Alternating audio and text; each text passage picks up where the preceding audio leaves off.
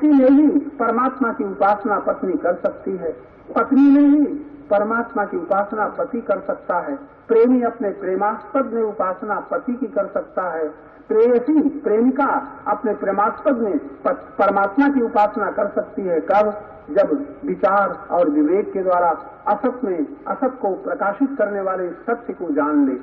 कब? जब जड़ को प्रकाशित करने वाले चेतन तत्व को पहचान ले। यही गुरु संदेश, ये गुरु मंत्र आपको सुनाए जा रहे हैं।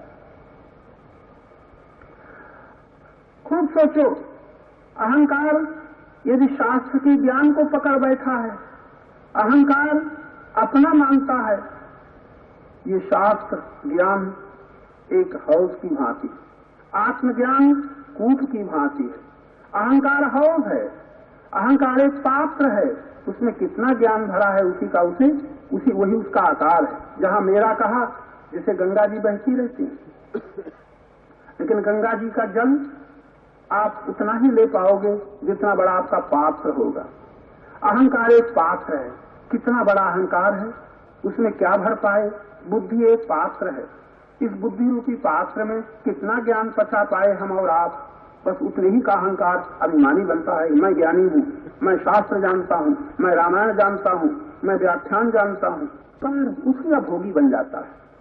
आजकल तो आरंभ से व्याख्यान देना सिखाया जाता है, और जब व्याख्यान देना लोग जान जाते हैं, तो व्याख्यान देने के बाद जब वो व्याख्यान देते हैं, सुनने वाले शरीर में अटक जाते हैं, नाम रूप में अटक जाते हैं, आकर्षित होते हैं, सम्मोहित होते हैं। बड़ा अच्छा व्याख्यान है। जो चर्चा की गई परमात्मा की, जो चर्चा की गई आत्मा की, जो चर्चा की गई भगवान परमात्मा रामकृष्ण की, उससे तो प्रेम न हुआ, चर्चा करने वाले में आसक्ति हो जाती है। यही है मन की पशुता, यही है मन की मूढ़ता। यहाँ इशारा किया जाता है, जरा मन पर सावधान रहो, मन को सम्मोहित होते हुए देखो और बुद्धि से देखो, तब तुम देखोगे तुम्हारा हमारा संबंध अविनाशी से न होकर के विनाशी से जुड़ा हुआ है। कितना सरल है अहंकार में ज्ञान भर लेना, लेकिन कितना कठिन है ज्ञान में अहंकार को देख लेना। फिर शब्द को सुन लो, बहुत सरल है अहंकार में ज्ञान भर लेना, अहंकार में दया भर लेना।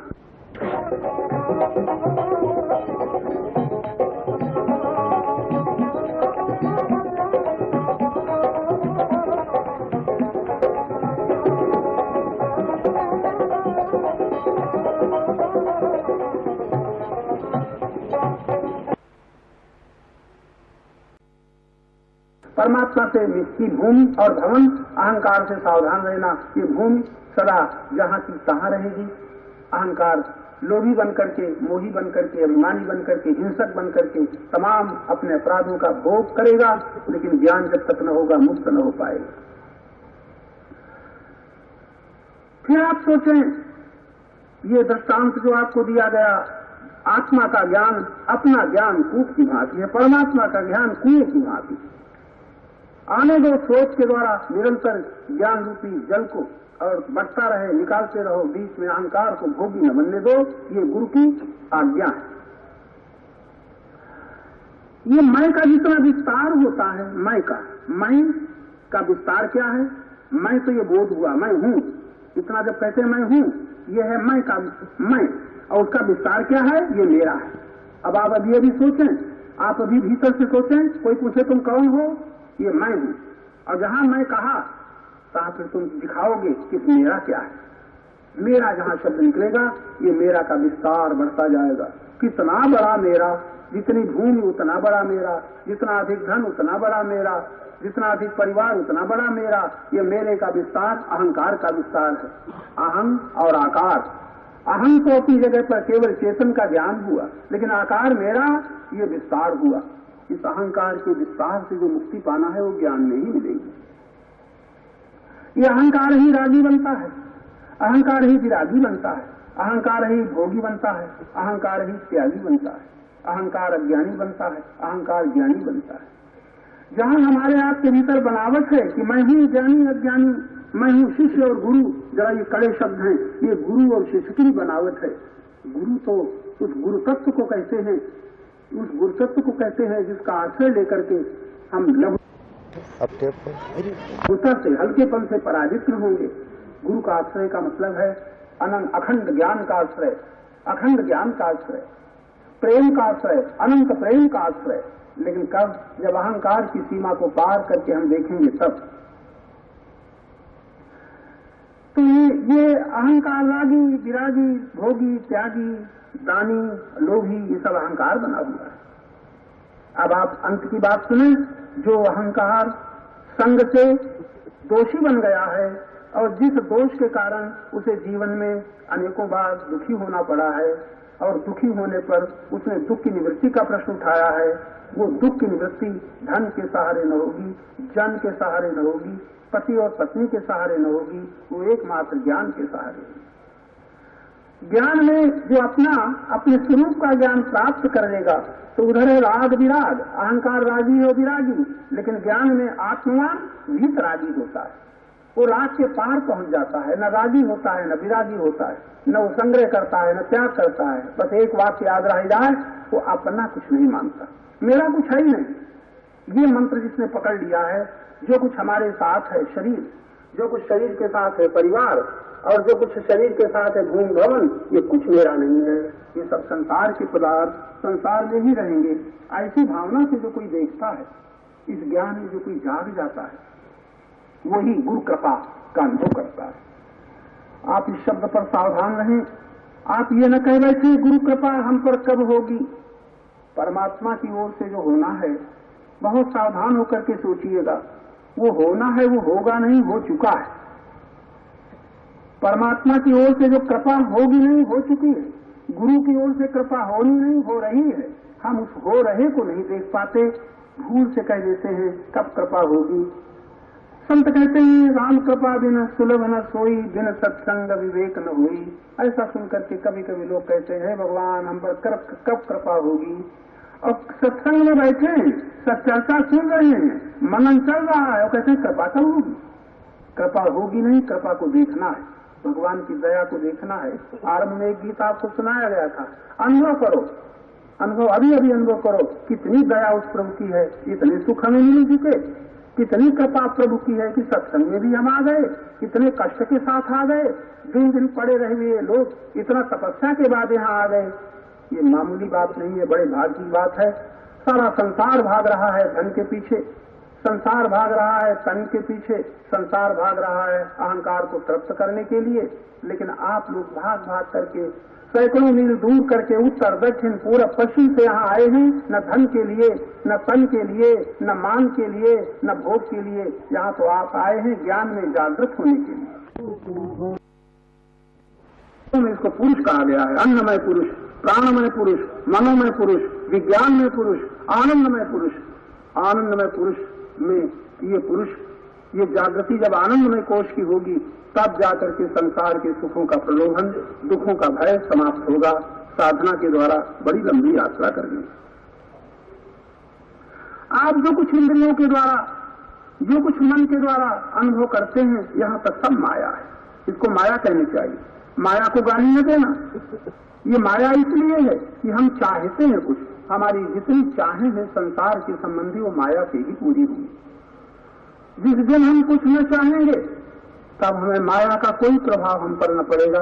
जिस दिन हम कुछ न चाहेंगे, जाहे न चाहिए कब हम कछ तुम सन सहज सने, उनके भीतर भगवान विराजमान दिखाई पड़ेंगे। लेकिन जब तक चाह है तब तक माया का सहारा लेना पड़ेगा। आपको कुछ चाहिए, अगर अन्न चाहिए तो उसी दुकान में जाना पड़ेगा, सोना चांदी चाहिए तो आप शराब की दुकान में जाना पड़ेगा, आपको कपड़ा चाहिए तो बजाज की दुकान में जाना पड़ेगा। जितनी आपकी चाहें हैं वो संसार से पूरी होनी। भोग चाहिए तो भोगी के पास जाना पड़ेगा। रूप का सुख चाहिए तो रूप को देखना पड़ेगा, शब्द का सुख चाहिए तो कानों से सुनना पड़ेगा। सारी चाह, हमारी अनेक चाहें हमें बंधन में डाली हुए हैं। हम लोग कभी कभी 5 मिनट, 10 मिनट, 15 मिनट के लिए चाह रहित होकर के शांत बैठे, चाह रही, कुछ नहीं चाहिए, अपनी शरीर बैठा है, कुछ नहीं चाहिए, मन चंचल है, कुछ नहीं चाहिए, इंद्रियों के द्वार बंद हैं, कुछ न चाह करके आप जितना अभ्यास बढ़ेगा आप पाएंगे कि चाह रहित होकर के हम परमात्मा में हैं और चाह सहित होकर के हम संसार में। ये जो हम देख रहे हैं, ये देखना हमारा दृष्टा भाव है।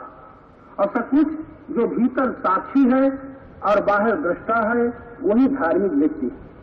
भीतर साक्षी बने रहो, दूर से देखो जैसे हमसे कोई मतलब नहीं, लेकिन दिखाई दे रहा जो कुछ धड़कन चल रही है, श्वास चल रही है, उस श्वास को देखना, धड़कन को देखना, पाचन को देखना, गतियों को देखना, साक्षी होकर के देखना, ये सुख की स्थिति पर ही संभव है।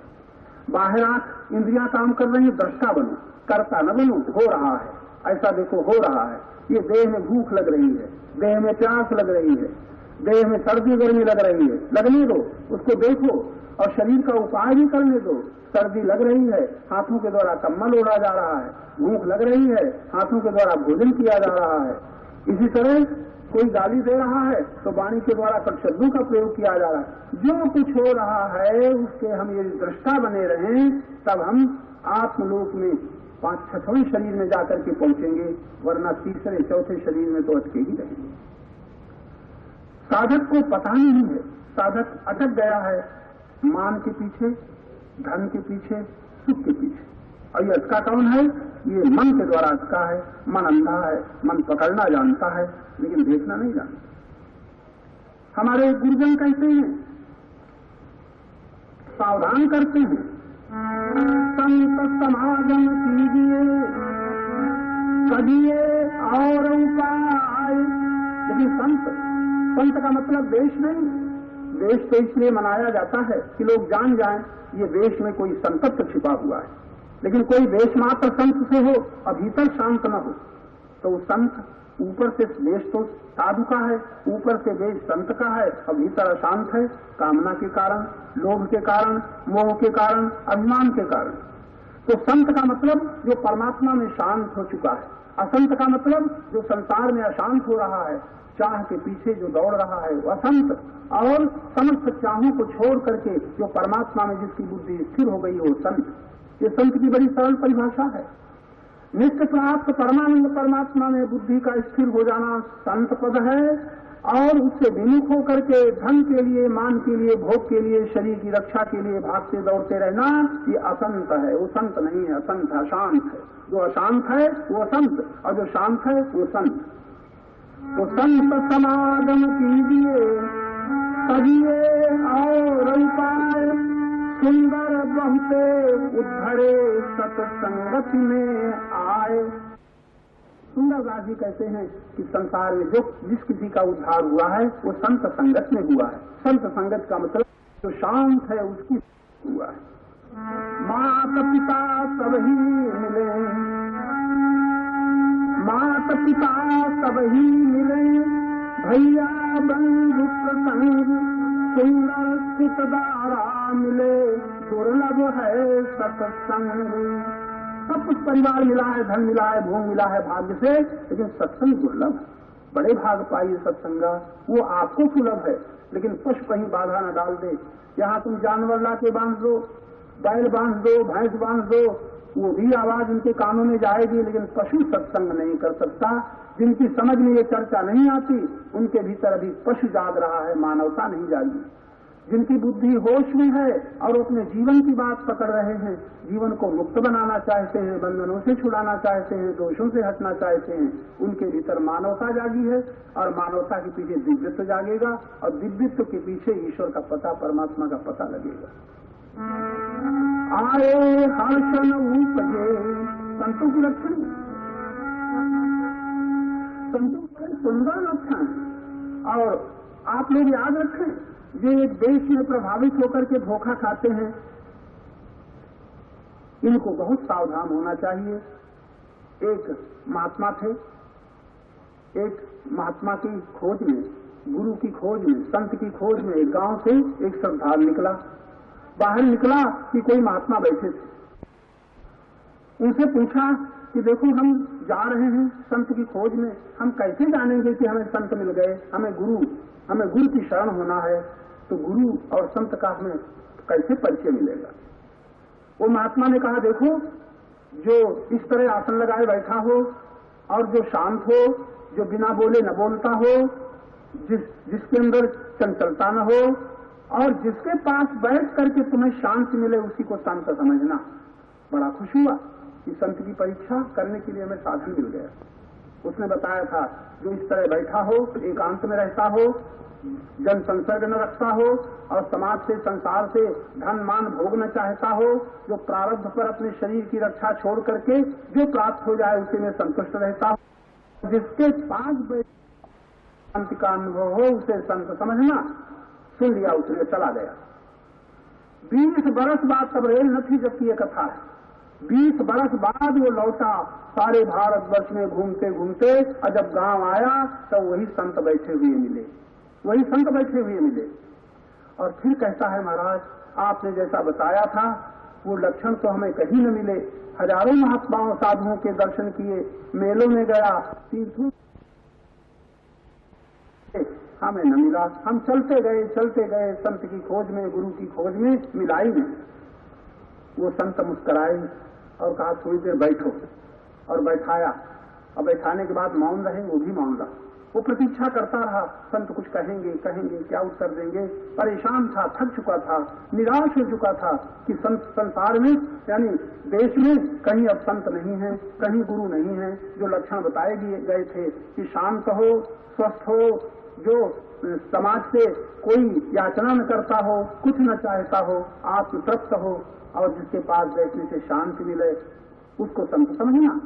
लेकिन वो लौट करके आके अब जब बैठा तब गुरु ने कहा कुछ देर बाद, कहा अब बताओ तुम जितनी देर बैठे रहे तुम शांत रहे कि अशांत? कहा महाराज इतनी देर तो हमें शांति मिली, बैठे रहे आराम मिला।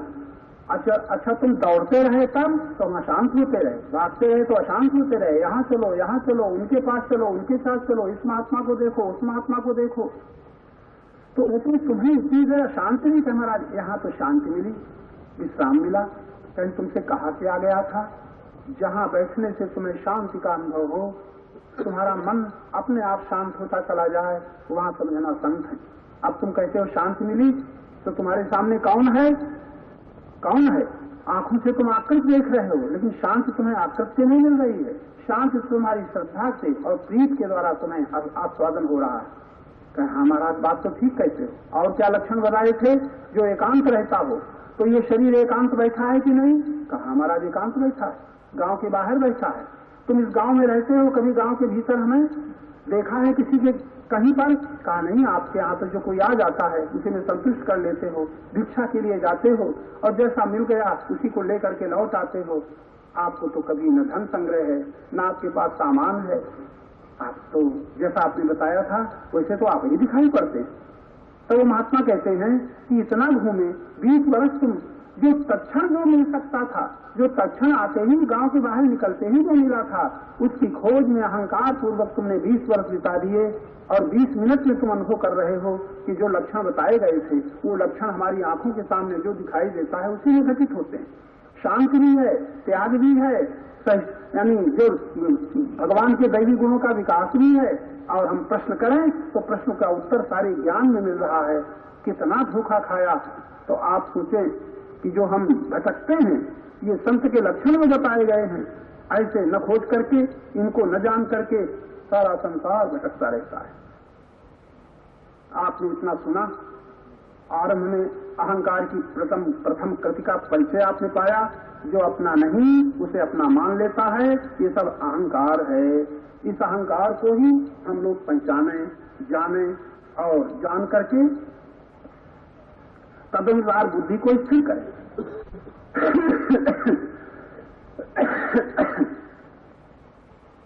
फिर आप हृदय से कृतज्ञ होकर के परमात्मा का मिला हुआ जान करके बहुत सावधान रहो, क्षण क्षण सावधान रहो। किससे सावधान रहो? शेर से, चीते से, चोर से तो लोभी, मोही, अभिमानी, ये सब सावधान होते हैं। लेकिन साधक सावधान रहें इस अहं के आकारों से। अब आप एक गीत में सुनकर के समाप्त करें।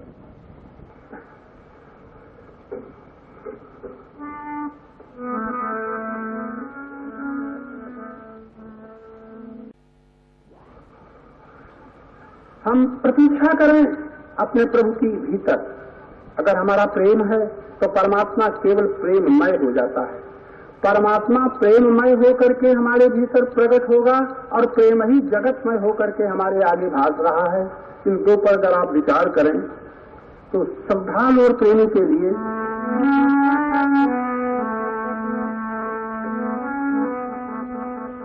जब तुम ध्यान में आ जाते, हम शांत बैठते हैं, हम प्रतीक्षा करते हैं, कभी कभी कैसी कैसी झलकें मिल जाती हैं। जब तुम्हें ध्यान में आ जाते,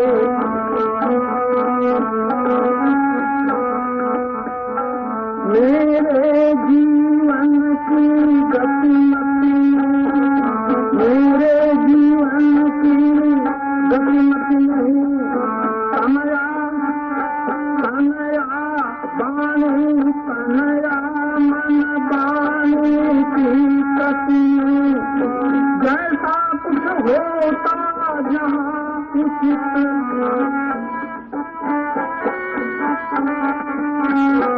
जैसा कुछ जहाँ उचित होता वैसा आदेश सुना जाते, वैसा आदेश सुना जाते, ध्यान में आ जाते।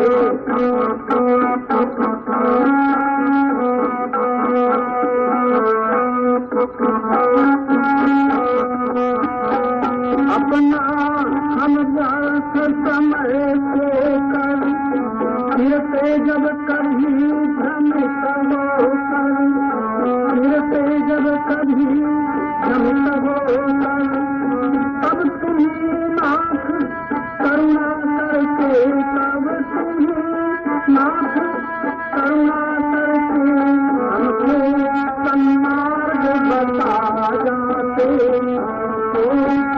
सन्मार्ग बता जाते, जब तुम ज्ञान में आ जाते।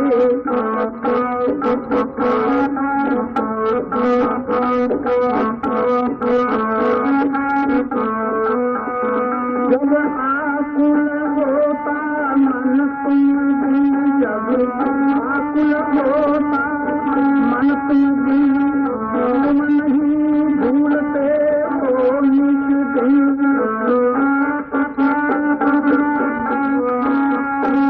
प्रत्यक्ष नहीं मिलते तब भी सपने में दर्शन आ जाते, जब तुम ध्यान में आ जाते।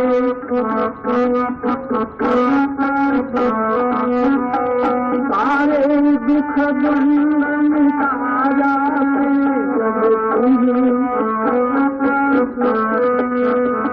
विरले ही तुमको जान सके, प्रेम में कोई पहचान सके, प्रेम में तुम्हें पहचान सके, माया ममता से रहित पति जो तुम्हें खोज के आ जाते, तुम्हें खोज के आ जाते, जब तुम्हें ध्यान में आ जाते, सारे दुख द्वंद मिटा जाते। बोलो सच्चिदानंद भगवान की। आर्धेन्दुर यत्रैकतो विलसिता मसितांग शोभां, वृंदावनेऽपि कृतया मुनगांग संगम, श्रीराधा मुकुंद युगलं तदहं नमामि। श्रीमन्नारायण नारायण नारायण, श्रीमन्नारायण श्रीमन्नारायण नारायण नारायण, श्रीमन्नारायण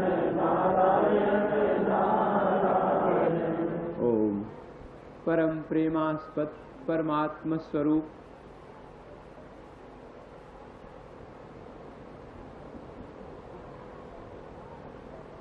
आप सभी का हृदय प्रभु प्रीति से भरा है। श्रद्धा संपत्ति लेकर के आए हो, बाजार में आप कुछ भी खरीदने जाते हो तो भाव पूछते हो। तोरई और लौकी खरीदनी पड़ती है तो भाव की जरूरत होती है, और पैसे की जरूरत, धन की जरूरत होती है। तो जब साधारण से साधारण पदार्थ को लेने के लिए भाव की जरूरत है और संपत्ति की जरूरत है, तो भाई ज्ञान को लेने के लिए भी भाव और संपत्ति की जरूरत होती है। संपत्ति क्या है? बोले श्रद्धा वित्तो भूत्वा, श्रद्धा रूपी संपत्ति, और भाव जीवन का सद्भाव है। भगवान आनंद कंद ब्रजेंद्रनंदन मनमोहन श्याम सुंदर की दिव्य ललित लीलाओं के श्रवण के लिए आपको चाहिए भाव। और रसिक जन तो ये कहते हैं कि श्री वृंदावन के जितने भी सखा मंडल हैं, और वो अथवा उन सखाओं की अथवा भगवान श्याम सुंदर की जो कथा सुनना चाहते हैं, वो पुरुष को तो एक ही रखते हैं और बाकी सब गोपी हो जाते हैं। आप लोग कहीं घबरा तो नहीं रहे? गोपी शब्द का अर्थ होता है गोपी पदार्थो ही गोपानाम अंगना इति स्फुटम पर। गोपों की अंगना साधारण अर्थ है, लेकिन श्रुति वृत्ति नाड़ी रूपा अन्यर्थावबोध्यताम, ये श्रुतियां हैं, ये नाड़ियां हैं, ये वृत्तियां हैं। गोपी शब्द का अर्थ ये है कि जो भगवान के ऐश्वर्य को छिपा ले। जैसे प्राय ऐसा होता है कि किसी पर निछावर करके और वो पैसा नाई को दे दिया जाता है, फिर वापस नहीं लिया जाता। ठीक इसी प्रकार से भगवान ने अपने प्रेमियों के ऊपर अपना सारा ऐश्वर्य निछावर कर दिया, और निछावर करके बोले अब निछावर कर दिया सो कर दिया, अब हम अपने पास तो रखने वाले नहीं। अब तो निछावर का पैसा जैसे नहीं रखा जाता, ऐसे ऐश्वर्य भी अपने पास नहीं रखेंगे। ऐश्वर्य ले सो ले, हमें जरूरत नहीं। ऐसे मनमोहन श्याम सुंदर की दिव्य ललित लीलाओं की एक पृष्ठभूमि के लिए एक रहस्य हुआ, और वो रहस्य हुआ एक अभिनय के माध्यम से। प्रेम का प्रकाश कैसे हो, इस प्रेम के प्रकाश को व्यक्त करने के लिए भगवान ने एक लीला की, और वो लीला सचमुच में यो तो लीला ही है। लीला शब्द का अर्थ होता है लीनताम लाती थी लीला, जो एक बार तन्मय कर दे, अपने में सराबोर कर दे। और प्रेम भी इसी शब्द से बना, प्रिय तर्पणे, जो स्वयं सराबोर हो जाए और दूसरों को भी सराबोर कर दे। तो भगवान ने एक लीला की, और भगवान ने जो लीला की उसके लिए अलग अलग रस व्यक्त हुए, वात्सल्य, सख्य, दास्य, लेकिन सबसे श्रेष्ठ मधुर रस। मधुर रस में मधुर रति ही स्थायी भाव है, और आनंद सुधा सिंधु श्री कृष्ण ही इसके आलंबन हैं, और उनकी परम लावण्य सारस्य साक्षात श्रृंगारमयी मूर्तिमती रति ही मानो ए ब्रजांगनाओं के वेश में आलंबन। और भगवान का वो पीतांबर फहराता हुआ और लहराते हुए उनके कुटिल केश जो उनके दिव्य मुखारविंद को शोभित करते हैं, ओ दीपन। नारायण एक एक अंग से मानो उनका लावण्य झर रहा है, ये वो समझ सकते हैं जिन्होंने एक बार कैसे देखा। कसो जाने सपने हूँ जे ही देखा, जिन्होंने एक बार भी स्वप्न में भी उस प्यारे मनमोहन की दिव्य बाकी झांकी अपने हृदय मंदिर में विराजमान की है, वो जान सकते हैं इसके बारे में। तो भगवान की अनेक लीलाएं। एक लीला आपने कल सुनी थी एक वात्सल्य रस की लीला। एक बार यशोदा माँ ने सोचा कि हमारे लाला को माखन बहुत प्रिय लगता है, इसलिए अपने हाथ से सेवा करके लाला को माखन खिलाएं। माखन का वर्णन बहुत आया है, लेकिन ये माखन थोड़ा समझना पड़ता है, बड़े मुश्किल से मिलता है। इसमें श्वेत है, मधुर है, कोमल है, सुस्वादु है, और इतनी चीजें प्रेम में भी होती हैं। प्रेम जिस हृदय में होता है वो हृदय कोमल, मधुर, सुस्वादु हो जाता है। सचमुच में यह मधुरता, यह प्रियता, यह कोमलता जो नवनीत के समान होती है, ये प्रेम में ही होती है। और इसका बनना बड़ा मुश्किल, क्योंकि इसके लिए बहुत चीजों की जरूरत। तुलसीदास जी ने बड़ा सुंदर संकेत किया, सात्विक श्रद्धा धेनु सुहाई, जो हरि कृपा हृदय बसवाई। श्रद्धा चाहिए, श्रद्धा ही गाय है, यहां से प्रारंभ होता है हमारा। तो पहले तो सात्विक श्रद्धा, ये गाय हुई धेनु, और फिर न जाने कितने कितने उपाय से फिर इसमें से दूध दुहा गया। उसमें 3 चीजें बहुत आवश्यक बताएंगे। गाय है, लेकिन अगर बछड़ा ही न होए तो गाय दूध नहीं दे सकती। अच्छा, बछड़ा भी होए, गाय भी होए, बर्तने न होए तो भी दूध नहीं हो सकता। अच्छा, बर्तन भी होए, गाय भी होए और बछड़ा भी होए और दुहने ही ना आवे तब, इसलिए सबकी बड़ी जरूरत है। तो श्रद्धा तो हुई गाय, आपके हृदय में जो श्रद्धा है यही गाय। वेद भगवान कहते हैं श्रद्धया आप्यते सत्यम, श्रद्धा से सत्य की उपलब्धि होती है। प्रातः श्रद्धाम हवामहे, प्रातः हम श्रद्धा को आवाहन करते हैं। श्रद्धा सूक्त ही है वेद में, बिना इसके कुछ नहीं होता। गाय तो मुख्य ही है। और फिर कनोई निवृत्ति पात्र विश्वासा, निर्मल मन वहीर निज दासा। इसके लिए बर्तन चाहिए, ये विश्वास है।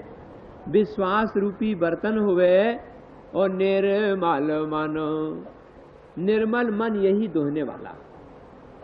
और अब क्या चाहिए, बोले भावो बच्च शिशु पाय पिन्हाई, भाव का बछड़ा हो। तो संक्षेप में आप ये 4 बातें जान लो। पहले तो हो गए श्रद्धा। अच्छा, श्रद्धा हो गई, भाव नहीं है तो भी बेकार, क्योंकि बछड़ा तो यही बनेगा। श्रद्धा होए, सद्भाव होए, निर्मल मन होए और दृढ़ विश्वास होए भगवान के प्रति। इतने के बाद अब दूध दुहा गया। वो दूध क्या है, कपरम धर्म में पै दुह भाई, परम धर्म में दूध हुआ। अभी दूध आया, अभी तो मक्खन में बहुत देर। और उबटे अनल काम बनाई, चाह न हो, क्योंकि एक सूत्र है, चाह ही प्रीति की कालिमा है। कहीं भी अगर आप प्रेम समझ रहे हों तो वहां कहीं स्वप्न में भी चाह न कर बैठे, क्योंकि उसके सेवा के बदले भी अगर आपने कुछ चाह कर ली तो सेवा तो बिक गई आपकी, 2 कौड़ी में चली गई, बेकार, उसका कोई मूल्य नहीं रहा। और बिक जाने पर फिर उसका कुछ महत्व भी नहीं रहा। तो इसलिए उबटे अनल अकाम बनाई, किसी प्रकार की कोई चाह न हो, तब वो दूध हुआ गरम। और गरम होने के बाद फिर उसे जुड़ाया गया, फिर उसे जमाया गया, और जमाने के बाद फिर मथा गया।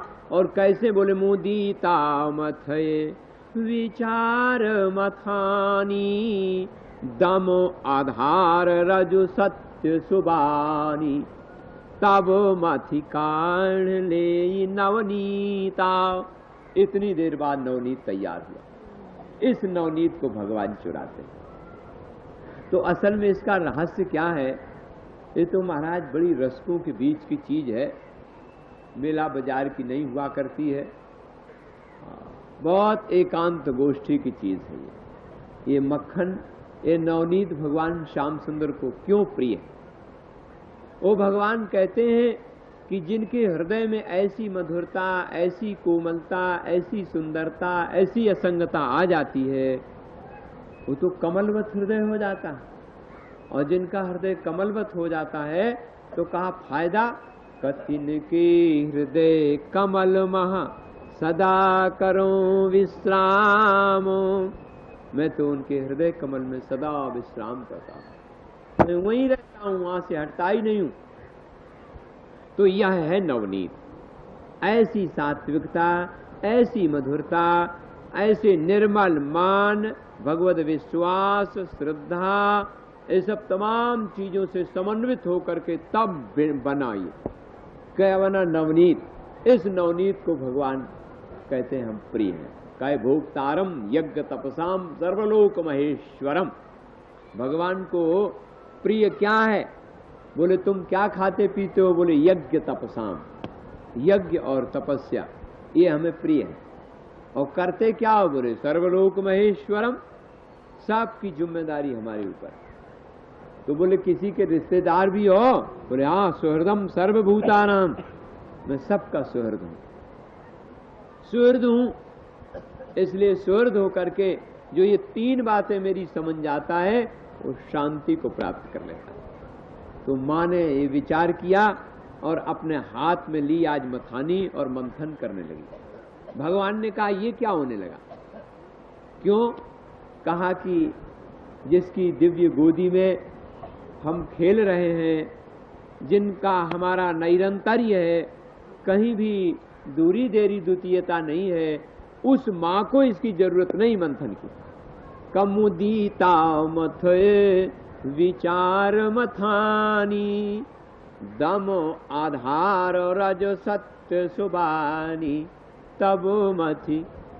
माँ तुम्हें आवश्यकता नहीं है, माँ आपने जीत लिया। जो इस आनंद सुधा सिंधु श्री कृष्ण के प्रेमी हो गए, उनको फिर आवश्यकता नहीं। ये तो कृष्ण है ना, कृषिर भूवाचिका, अणा आनंद अर्थ का, सत्ता में और आनंद में दोनों का मिल करके कृष्ण अर्थ होता है। अर्थात ये किसान है। किसान क्या करता है? पहले खेती को सम करता है और सम करने के बाद घास बीनता है, कंकड़ हटाता है, घास बीने, कंकड़ हटाए, बीज बोए और फिर सिंचाई करे और फिर इसके बाद निराई करता है और फिर हरी हरी अपनी खेती देखता है तो खुश होता है। और भगवान भी अपने प्यारे प्यारे अंतःकरण, प्यारे प्यारे भक्तों के अंतःकरण रूपी क्षेत्र में विषमता को पहले हटाते हैं। ये देखो कृष्ण का अर्थ है, विषमता जहां होती है वहां प्रभु प्रीति नहीं रह पाती, टिक नहीं पाती। इसलिए पहले समता आनी चाहिए और समता आई पहले, फिर वासनाओं की घास उखाड़ फेंकी, मोह के कंकड़ हटा दिए और फिर प्रेम का बीज बो दिया। एक खेत ही तो है, इदम शरीरम कौन्तेय क्षेत्र मित्य विधीयते, सबका सब खेत है। और जब प्रेम का बीज बो दिया, इसके बाद चाहिए निराई। और निराई क्या है कि जो बीज बोया नहीं है और जो बीज बोया है, तो बोए हुए बीज की खेती को बर्बाद करने के लिए बिना बोए घास जम जाती है, उसको हटाना पड़ता है, नहीं तो उसको दबा देगा। और साधारण की तो बात दूसरी कहो, वो जो भगवान श्याम सुंदर की दिव्य दिव्य दिव्य प्रेम स्वरूपांगनाएं हैं, उनको भी एक बार इस प्रकार से निराई करनी पड़ी।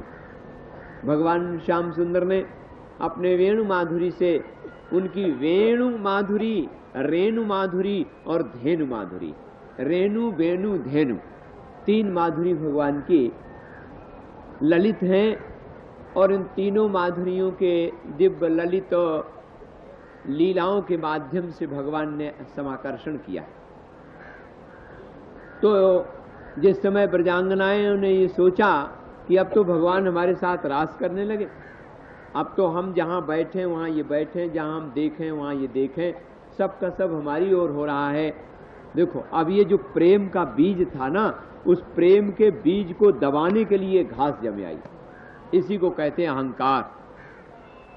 अहम आकारेषु स्थिता। जब ये अहम माने मैं आत्मा चेतन तत्व अहम है, ये आकार में आ जाता है, तब इसको क्या बोलते हैं? अहंकार। तो आकार में आ गया कि मेरे बस में भगवान आ गए।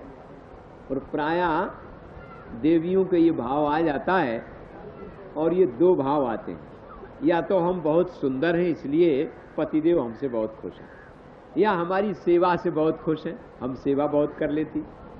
तो ये दो भाव जब आ जाते हैं तो देखो भगवान की कितनी करुणा है। उन्होंने कहा कि चाही प्रीत की कालिमा है, उर अंकुरे वो गर्भ तरु भारी, कबेगी सुमय डारी हो उपारी।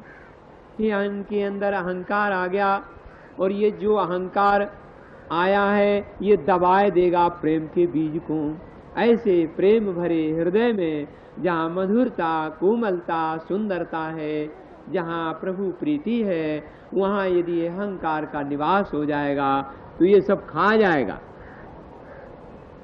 इसलिए भगवान के भक्तों ने संपूर्ण इंद्रियों को काम करना बताया। कहा लेने को भगवान का नाम, देने को दूसरे को सुविधा, सम्मान और स्नेह। दूसरे को सुविधा, सम्मान और स्नेह, ये देने की चीजें हैं, लेने की नहीं। और लेने का है भगवान का नाम। करने को गरीबों की सेवा, सुनने को भगवान की कथा, देखने को संतों और भगवान के श्री विग्रह, और चलने को तीर्थ और सत्संग। और नारायण अगर प्रत्येक इंद्रियों के द्वारा इस प्रकार से हमारे कार्य होने लगे तो भगवानमय बुद्धि हो जाती है। तो जब इस प्रकार से इन ब्रजांगनाओं को अभिमान आ गया तो तत्रैवांतर्धीयत, वहीं अंतर ध्यान हो गए। तो देखो ये निराई हो गई। और भी कई जगह निराई करी। एक बार देवर्षि नारद जी को चाह हो गई ब्याह करने की, सो महाराज बंदर बनाए दिया गया। अब इसका मतलब ये नहीं कि जो ब्याह का चाह करे सो सब बंदरे बनाए दिए जाएं। आप लोग घबराए न जाएं। असल में बात ये है कि वो प्रियतम हमारा प्यारा सखा इतना निकट और इतना अपना है कि वो चाहता रहता है कि ये सपने से अलग हो जाएं और अपने से मिल जाएं। सपने से अलग हो जाएं और अपने से मिल जाएं। एक तो ये चाहता है, और दूसरी बात वो ये चाहता है कि देखो इनका हित किसमें है। नारद जी को तो जरूर बंदर बना दिया, लेकिन अगर उन्हें नारी जात से एलर्जी होती तो अपने तो 16,000 के साथ ब्याह किए बैठे। अच्छा जाने दो, दूसरों के लिए मना करते हैं। वो तो कहते जाई विवाहु शैल जहीं, यहाँ मोही मांगे देहु। हम मांग रहे हैं कि जाओ पार्वती के साथ विवाह कर लो। तो इसका तात्पर्य ये है नारायण कि उन्हें ये मालूम है कि हमारे प्रेमी का किसमें हित है और किसमें अनहित है, इसलिए वो तो हित चाहते हैं, जिसमें हित होता वो करते हैं। तो यशोदा मैया ने विचार किया और हाथ में ले ली मथानी। भगवान ने कहा कि मेरे प्यारे भक्त को इस सब की कोई जरूरत नहीं, उनकी विचार करने की जरूरत नहीं। मुदिता मत है विचार मथानी। विचार क्या? ककोहम कथमिदम जातम को वही कर्तास्य विद्यते उपादानम किमस्ति हो विचारा सोयमीदृशा। मैं कौन हूँ, ये संसार कौन है, ये कैसे बना, इसका कौन बनाने वाला, जीव और जगत जगतपति क्या है। ये सब बात विचार करने की बात तो जाने दो, हरिद्वार और ऋषिकेश के बाबा लोग बैठे बैठे विचार करें। लेकिन हमें तो मैया देखो देखो सही, मैं तो तुम्हारी गोदी में हूं। क्यों? जब भगवान का आविर्भाव हुआ था तो यशोदा दूसरी ओर मुंह की थी और पीछे भगवान वसुदेव जी लेटा गए थे। वसुदेव लेटा गए थे, उन्होंने देखा ही नहीं। माने आगे व्यक्ति देख रहा है, पीछे कहां मुड़ के देख रहा है।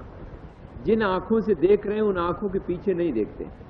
ना उस प्राण के पीछे प्राण को, आंख के पीछे आंख को नहीं देख पाते।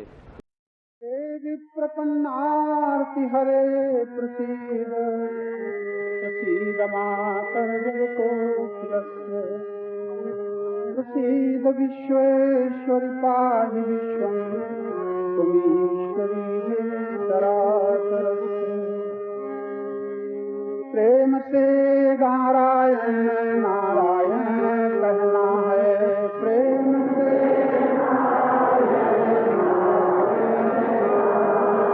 ताही विधि राखें प्रभु, ताही विधि रहना है।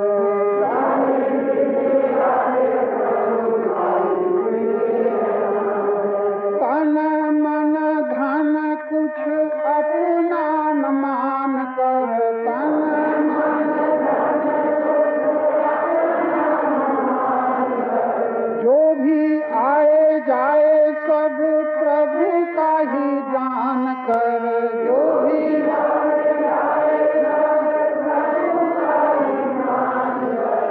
मन की प्रतिकूलता को धैर्य से ही सहना है, मन की नारायण नारायण नारायण कहना है।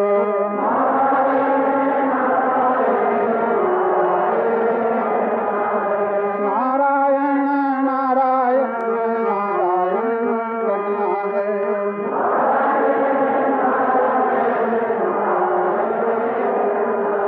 बंधन दुखों की जड़ अपना अज्ञान है, बंधन दुखों की जड़,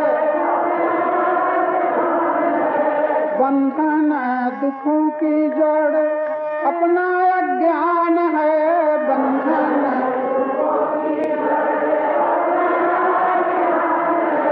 अपना ज्ञान होता जब अपने में ही ध्यान है, अपना ज्ञान लेकिन ध्यान के समय बहुत सतर्क रहना है कि ध्यानी को धन मान भोग नहीं चाहना है। ध्यानी को नारायण नारायण नारायण कहना है।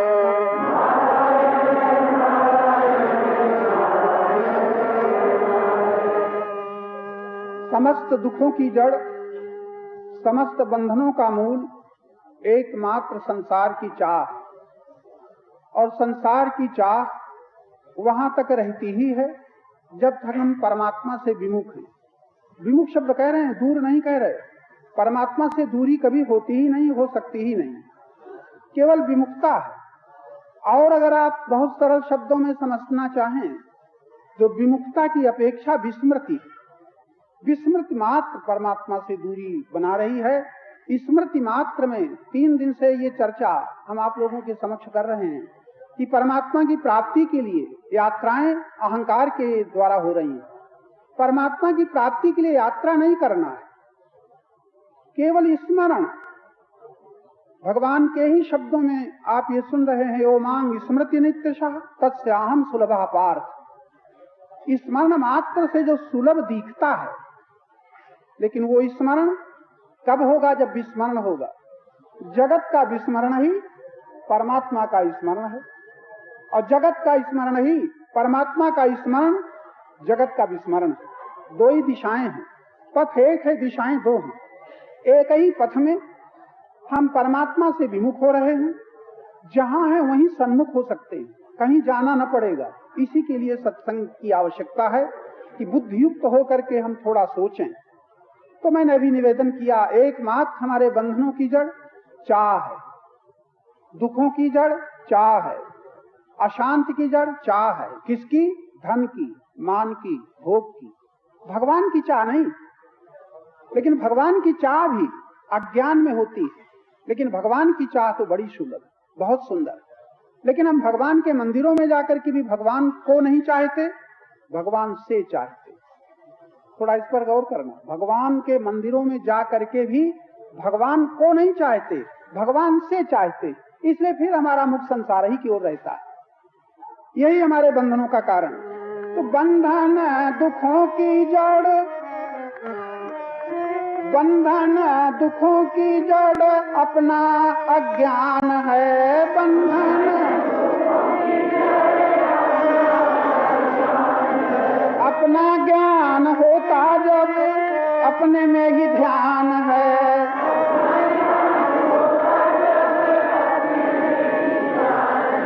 अपने में ध्यान स्थित जब करना चाहें तब चाह बाधक। अब वो चाह कैसे छूटे?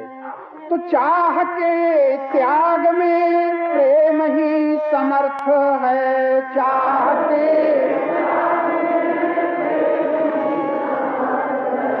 चाह की पूर्ति का लोभ ही अनर्थ है। चाह की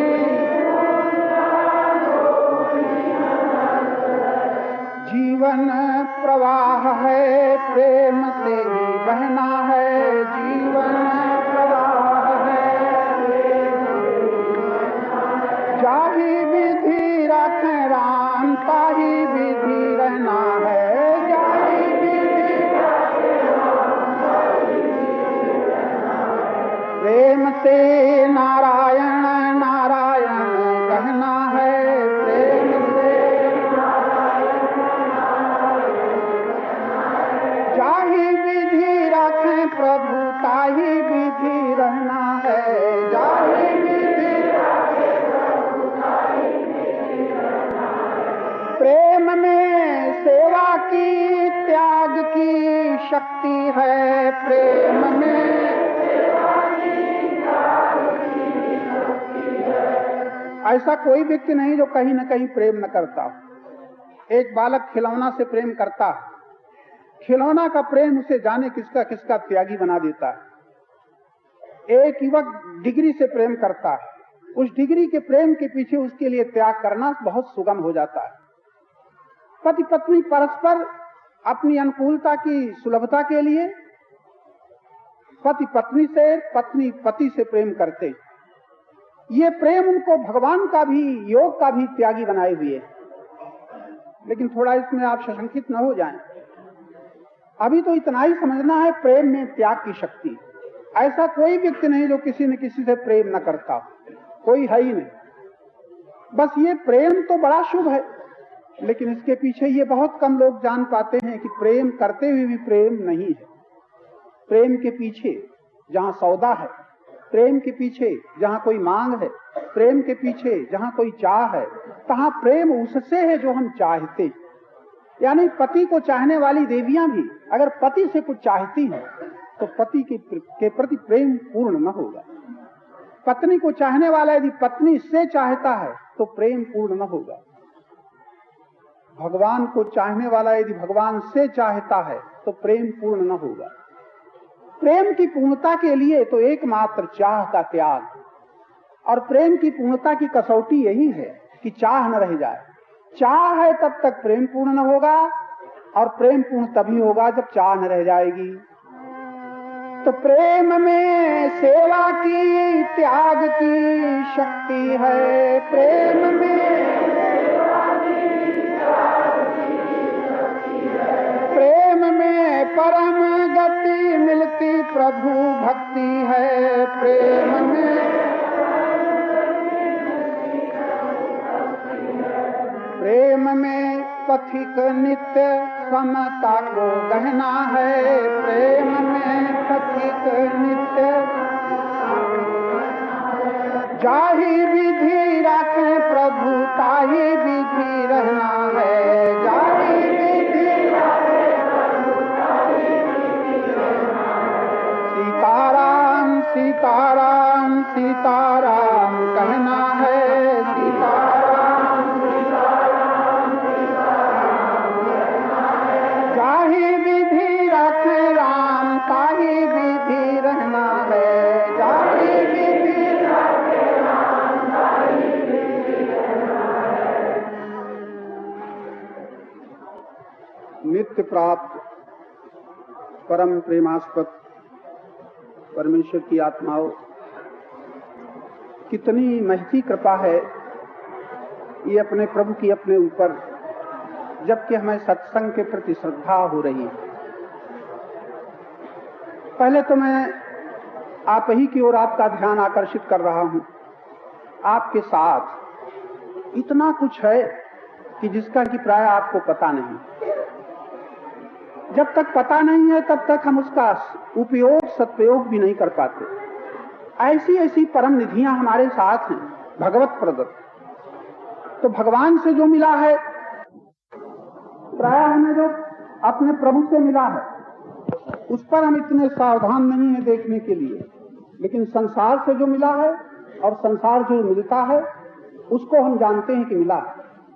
थोड़ा यहीं पर सावधान हो जाइएगा।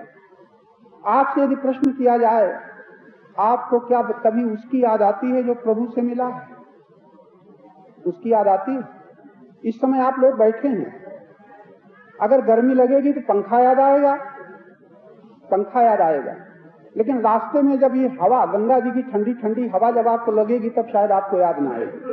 अंधेरा हो जाएगा तो बिजली याद आएगी। लेकिन जिस सूर्य के प्रकाश में आप प्रातः काल से यात्रा कर रहे हैं, सूर्य का प्रकाश, सूर्य याद नहीं आता।